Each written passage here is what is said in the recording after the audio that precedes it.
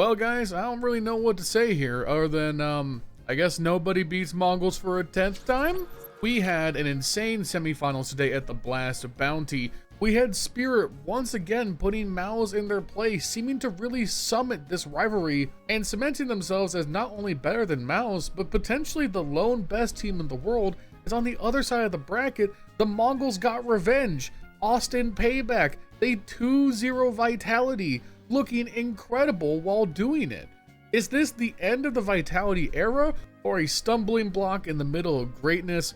I don't know, but we'll try to parse it out. If you guys enjoy this kind of content and you show me by leaving a like, leave a comment down below, and subscribing to the channel already, help me at 10k subs by the end of the year. Also, we just have today and tomorrow to reach 1,000 followers over on my Twitch channel, twitch.tv/LionHeartZ2. You guys have shown me an extreme amount of support over the last couple of days. After yesterday's video, we shot up almost 50 followers. We are currently 1 off of 900. If we can maintain that pace over today and tomorrow, we will surely hit it. Thank you guys so much, and before we get started, I would like to thank today's sponsor. This video is sponsored by SkinsMonkey, a CS2 trading website. You put in the skins that you want to trade, you select what you want, you use my code LionHeartZ for up to $5 off, or click the top link in the description, and boom, new drip. Nice. You can also use my code for a 35% deposit bonus if you want to buy with real money. And they have a free section with cool giveaways. So check the top link in the description, use my code to buy 15 Dragon Lores to let them know I sent you their way, and thank you to SkinsMonkey for sponsoring this video. This matchup between MOUZ and Spirit really feels like a tipping point. While I think many of us, myself included, were willing to write off what happened in Cologne as a bad day in the office for MOUZ after doing the impossible against Vitality the day before, today was definitely different. MOUZ by no means played bad, but they still got soundly beat. They managed to contain Donk throughout multiple times, but couldn't find the way to get even to a third map. Meanwhile, not only did Chomper play one of his best individual maps on Ancient, he showed some of his best calling I've seen during his Spirit tenure on Mirage. This also felt like the coming out moment for Zwei on Mirage, as he was Spirit's best player on the closing map. I just feel like this series has defined the paradigm. MOUZ were synonymous for controlling this matchup against Spirit, but I think they're starting to plateau a little bit, especially on their T sides. Maui Snake pointed this out on the desk, and it's very accurate. MOUZ have only gotten worse at their T sides over time, and as the game becomes more CT sided, that contrast only becomes more stark. They are more so living and dying by individual excellence, whether that be clutches from Spinks and Jimmy, or outright godlike entries from Xerxian, or Torji having takeover performances with the op. Brolin is by no means a bad IGL, but I think we're starting to see the fact that he is so new to this position. His ability to adapt when things are not going well is starting to come up a little bit short. MOUZ have a great strat book, they have an amazing coach, but at the end of the day, Brolin has to be one to pilot when there isn't a timeout, and his mid-round decision making, his ability to call different looks out of spawn, is starting to come up a little bit short. Now, none of that is to say that I'm like hitting the panic button yet, because obviously they're still making the semifinals at least of every fucking event they attend, but I don't know, is Brolin going to be able to develop and take that step further? It's kind of hard to project. It's really hard to project what IGLs are even going to bring to the table in the first place, because it's always hard to really see their value unless you really have good specific examples. The point is, at least right now, MOUZ have found a way to summit Vitality. I think Spirit, who used to be not a problem for them, is only going to get more and more difficult to deal with as Spirit level up their own firepower and their own weaknesses. Anyways, backing it up to how Ancient started off, once again, MOUZ controlled the T side of Spirit very well, limited Donk's ability to really get out there and get huge impactful multi-kills. Really, his only highlight in the first half was a great play with the Deagle that didn't even result in a round win. Spirit had to try and find the rounds elsewhere and limp into the second half with an 8-4 deficit. Of course, in typical Spirit fashion, they turned shit on the CT half and won 7 straight rounds to eviscerate that deficit. I will say Zontix had a real rough go of it. There were a couple of high-profile blow-ups from him on the A side anchoring. It was kind of a give and take. Like one round towards the end of regulation, he just completely fails in this A side hold where he lets the T's on the side but fails to get the pick as Torji 180s him. And in the very next round, he goes out mid like a fucking missile and gets a very impactful double kill. Spirit ended up pulling away with match point with a 12-10 lead, and with Donk starting to find some moments to really get involved, it felt like this game was going to be over a lot earlier, and then MOUZ managed to salvage themselves into 2 very good T-side rounds. One of them, a great 3-kill clutch from Jimmy on the B site. The round started off with Jimmy getting a great pick in A main on Zontix, then Shiro getting the refrag onto Xerxian and Donut, and that ground the pace of the round to a halt as MOUZ tried to reposition around and retake into B. Donk and Zwei would combine for a pick apiece on long B as MOUZ pushed in, leaving Jimmy and Spinks in a 2v3 situation. Right after that, there's this very key moment. Jimmy's on like no health and is trying to get into cave when Chopper is flanking through mid. Chopper has a shot on Jimmy that would have just won the game outright, but Jimmy managed to strafe around into cover at the last moment and reposition back down towards ramp. Spinks flanking through red room gets a pick as Jimmy does the same and cuts things down to a 1v1. And with how great Chopper had been playing up until this point, if he had won the map right here, that would have been excellent, but Jimmy prevails and the game goes on. I really like the call out of spawn by MOUZ in the very next round to just go pacey and fast into B and see if you can kind of find Spirit back on their heels, which they do. Zershin gets a pick towards caves, Space gets an amazing double up B ramp, Jimmy throws down the fourth right after, and leaves Donk in a 1v5, and Donk may be the Jesus Christ at Counter-Strike, but some things are even beyond his miracle capabilities. MOUZ continued this excellent momentum into the first round of overtime, with Brolin having an excellent 4K himself, helping MOUZ to get into the A site and secure the first round, giving MOUZ their first lead since they lost it 7 rounds ago.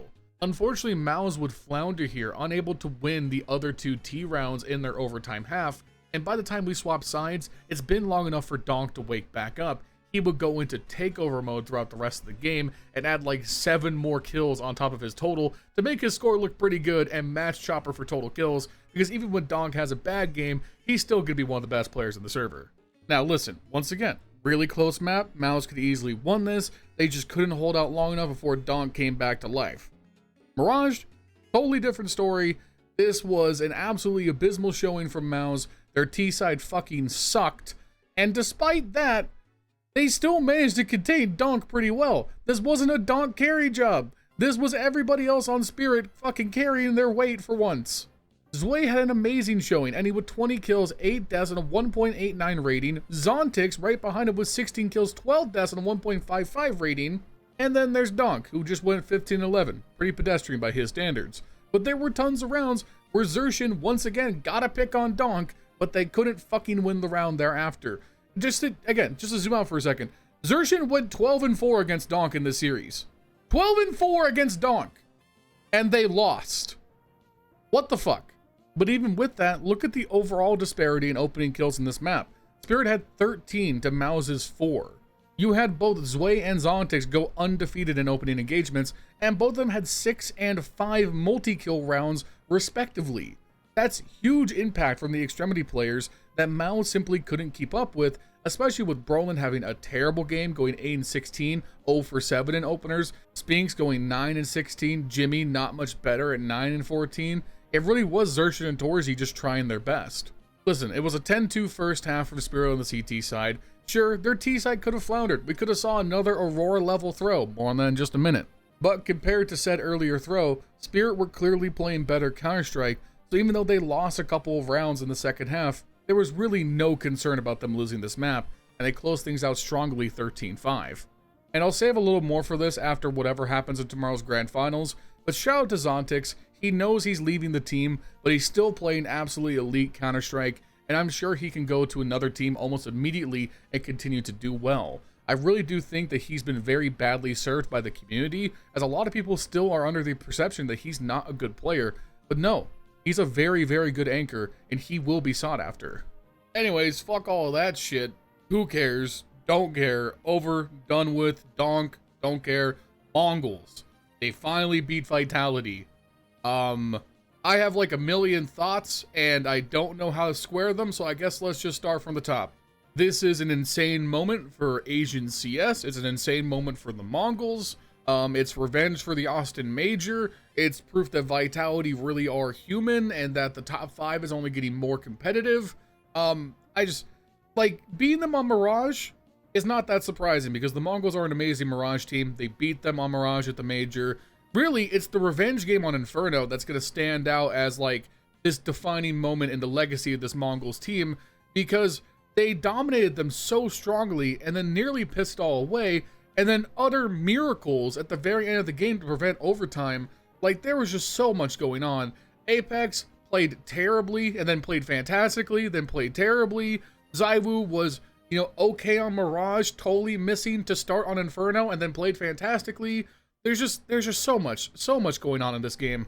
I haven't said this in a while, but this is one of those games that I cannot do justice in a recap like this. If you missed the game live, go watch the highlights. Stop watching this video. Leave a like, leave a comment down below. Subscribe to the channel first. But stop watching this video. Go watch the highlights and then come back, because it is a statistical guarantee that there are rounds that were really cool that I'm not going to get around to talking about, because this is a, you know, a truncated format. I guess let's start big picture for a moment. I think that Vitality have looked the worst in terms of their team play since the player break. Whereas before the player break, they were not only the best run system in the world, they had the best individuals as well. Now their individuals are still very good, but they're making a lot of coordination mistakes. I mean, I think there's nothing more telling than the Blast broadcast putting out that bit from Mezzi in the middle of Inferno, where he's trying to hype people up, hold them accountable for the mistakes, keep people's heads in the game. Like, if you're at that point, there's definitely some miscommunications happening. There are wires being crossed, people doing things they shouldn't be doing, and I really think we're seeing that bear out in how bad these Vitality T-sides have been. They've been able to keep damn near every game they play close because their CT side is so fucking excellent, and the current CT side slant we're currently seeing in the meta, please say that 5 times fast. But other than that, their T-sides have looked really dreadful. Again, I have to keep hammering this point. This is literally the best T-side I've ever seen play Counter-Strike any version. Point blank period. And they're getting held to 2 fucking rounds against the Mongolz on Inferno? That's just, something's wrong. Something's wrong. You go down 0-5 early with ZywOo, Apex, and Flamesy having 0 total kills between the 3 of them. Something is not going right from the jump. Of course, there is a ton of discourse right now. Is the Vitality era over? And I'm just going to be the guy to point out that that's probably not fucking true, because every dynastic team in the history of Counter-Strike has had peaks and valleys. Astralis went on insane streaks, lost a few events, went on insane streaks. Same thing with Fnatic, happened with SK Luminosity. Every era has had this happen. You're not going to win every fucking match of Counter-Strike when you're literally the best team in the world, going to the finals of every fucking event you play, and everybody else wants to beat you. They are the most watched, the most studied, the most prepped for team in the world. It is impossible to win every single game. Now that doesn't mean that Vitality aren't making mistakes and making it harder on themselves. So they have to sharpen up. Even Apex admitted that. They are not playing their A+ game. Meanwhile, the Mongolz are just exercising every demon they could possibly have in this matchup and leveling up in real time. 910 and Senzu are only getting better in playoff moments. Blitz's calling is only getting better. And he's the best fragging IGL in the world. The Mongolz are one of the most fun teams to watch in World Counter-Strike, point blank fucking period. On Mirage, Vitality would jump out to a 4-0 lead. They would win 3 more rounds total for the rest of the fucking match. There were some rounds towards the end of the first half where the Mongolz clearly got away with highway fucking robbery. They were down 6-4 on a low buy with a saved AK in Senzu's hands and a Galil on the field. They set up for this very nice pocket play where they're going to go for a fast 4-man connector play. Blitz is going to throw this deep jungle smoke and 2 flashbangs to get them in and for Senzu to do damage. And then Mazinho is going to lurk out late out of Palace to find the remaining A-side player. Senzu gets a great double kill spray transfer to clear open the connector. And boom, automatic save, round 1, 6-5. Last round of the half starts off with Rops and ZywOo blowing up in the window smoke and getting an immediate double pick with their M4s, putting Mongolz in a 3v5 situation. Shortly thereafter, Techno gets a pick on ZywOo and window to make it a 4v3. And then in a moment that Flamesy is going to kick himself over, he is flanked through A main. He has found the bomb. Senzu manages to win a 1v1 against him that he has no business winning to get the bomb back and equalize the man advantage at 3-all. No question about it, Flamesy should have won this fight. Unacceptable to lose that. Mezzi manages to get them back in the lead though with a great pick forward into the B apartments, leaving the Mongolz in a terrible situation where they had to get the bomb down ASAP. All Mezzi has to do from this position on the site is just not die and waste time. And yeah, the Molotov is inconvenient, but he should be looking for the player on site with that time frame all the time, but instead he swings looking at apps and gets shot in the fucking face for it, giving just no time for Mazinho to get the bomb down. And then him and 910 can convert the 2v2 and keep the half squared away at 6-all. You're thinking, okay, 6-6 half, things are getting really interesting, this Vitality T-side can be so deadly, and then they lose the first fucking 5 rounds straight. 910 goes absolutely Super Saiyan, has a crazy fucking ace push through A main, flanks all the way around T-spawn, comes up to middle, and Vitality have no idea what he's doing because why the fuck is he there? And he hits a perfect triple kill, just a 1v3, just silences the round instantaneously. That's the type of demonic timing that Mongolz were running on throughout the rest of this fucking game. Going straight into Inferno, keep in mind that as the Mongols run up a 6-0 lead on Vitality, that is 15 rounds of the last 16 played that the Mongols just won against the best team in the world and one of the best rosters ever. That is insane. 9-10, once again, going absolutely sicko mode. He had 20 kills by the time the second half was barely getting started. 20 kills! Him and Senzu combined for 18 and 14 first half fucking kills. Meanwhile, again, ZywOo, Apex, and Flamesy had 0 throughout the first 5 rounds. But I just knew, deep in my heart of skeptical hearts, that this game was not over. It's Vitality. I'm not going to hold anything against them until the game is set and done. Apex came alive at the start of the second half, a double kill on the pistol round, a triple kill with the FAMAS on the second round, showing that Vitality did indeed have some life in them. In the third round, it's a meandering affair, super slow, super deliberate, but as soon as the Mongols are ready in typical fashion, they're going to catapult every last resource they have into the bomb site of choosing. This time it's A, there's not much time left. Senzu with a great double opening around the library site breaks it open, and they manage to get the bomb down and force a save with 8 seconds left. And with the score now at 4-11, I think people were ready for the series to be over. The Mongols just had to walk into match point, then into victory. But again, there's no easy wins against Vitality. MOUZ at I am Cologne aside. Every single one of these 7-round wins for Vitality were painful, hard fought, close, dramatic to the point that you could feel the tension. Scrawny and Launders doing a fucking fantastic job on the cast of selling the moment every bit of the way. Insane moments like on round 19, Apex's last stand on the B bomb site, a 30 seconds left in the round triple kill to cut a 4v4 into a 3v1. It all culminates in round 22, where the Mongols are continuing to push the pace. It's a fast play up A, the double nade from ZywOo and Rops craters Senzu, and then Bedlam on the A site, the trades going back and forth. It gets cut down to a 3v3, a fling through mid from Flamesy cuts it down to a 2v2, and then Rops, still alive on the bomb site, cuts it down to a 2v1, 9-10 in the clutch. Takes down Rops, 1v1, low health, against Apex, struggling the entire game, finally come alive when his team is needed most. 9-10, the consistent carry for the Mongols. He takes his time, rotates through T-Apps, gonna take the bomb all the way to the B site. This is protracted. Apex knows this is probably likely gonna happen, but he's more than willing to take his time, re-clear towards A, and worst case scenario, play the retake situation. Apex lingers in CT, it's coming down to a head, 9-10 pushing through B onto the bomb site. Is gonna get spotted by Apex, but he misses the shots, gets the bomb down on default, and then the 1v1. 9-10 repositions into Church, running right into Apex's crosshair, where he nails yet another clutch, tied game 11-11. The very next round, the foot still on the gas pedal, 9-10 runs it straight up banana to get an opening pick with the op on Apex, and then for the first time, the Mongols crank down the pace. They slow it down. They want to see how Vitality reacts. A little bit later, Senzu gets caught at the top of mid. Mezzi creeps through their arch smoke and gets his first pick. But that's the signal for the Mongols to haul ass up B. The problem, the bomb is still stuck at the bottom of T ramp. That's fine, they can just pick it up. 9-10 and Techno, meanwhile, are going to lead the chargers to the B site. There's nobody there. The smokes are out, the flashes are out. 9-10 hops up onto the oranges, gets picked off by a very timely flash by Mezzi. Meanwhile, Flamesy pushes through pool. Then Techno on the back of the site takes care of him. The CT smoke fades, he drops a grenade, he takes out Mezzi in CT spawn. Now it's a 2v2. And Blitz is like, fuck it, I'm out of here. Techno's gonna get his third pick onto Rops before going down to ZywOo, and suddenly it's a 1v1. Blitz is hauling ass for A. ZywOo knows he's going there. It's a long rotate. ZywOo's gonna get to library as Blitz is crossing and get the bomb down. It gives just enough an angle for Blitz to get into pit, but because ZywOo didn't see a cross back to site, he pretty much knows where he is. ZywOo creeps out. He jumps up into graveyard. This shot's easy. Blitz is looking away, and then suddenly it's the Matrix. Blitz ducks at the supreme moment, Counter-Strike timing at its finest, in a moment that nobody can understand, nobody could predict. ZywOo whiffs the shot at the very last second, giving Blitz the ability to turn, spin, get the kill, match point.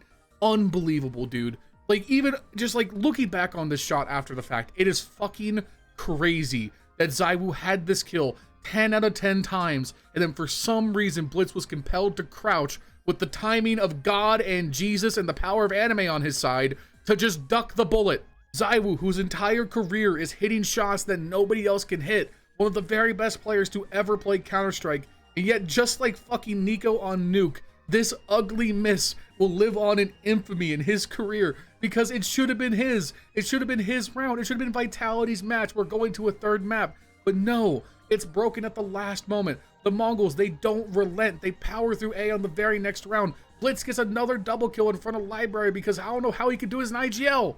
The curse is broken. The Mongolz win. Vitality are out in yet another semifinals. And tomorrow we have Spirit versus the fucking Mongolz. Whew. Wow. Yeah, man. Just even going back through it. What an emotional roller coaster. Once again, Scrawny, just electric. The biggest crime here is that this wasn't played in front of a studio, a big arena, sorry. This wasn't played in like a Cologne venue or the Major. Because I can only imagine the amount of pop-offs the crowd would be going through. The hysterics we would witness from the people watching live. But instead, it was a small studio event, so what are you going to do? Incredible. One of the best series of the year, honestly. Super exciting. Go back and watch it if you haven't. Make sure you guys like, comment, subscribe, all that good stuff. I'll see you guys tomorrow. Thank you for following me on twitch.tv/LionHeartZ2. Thank you to Skins Like for sponsoring this video. Thank you to my channel members. You guys know who you are. I'm exhausted.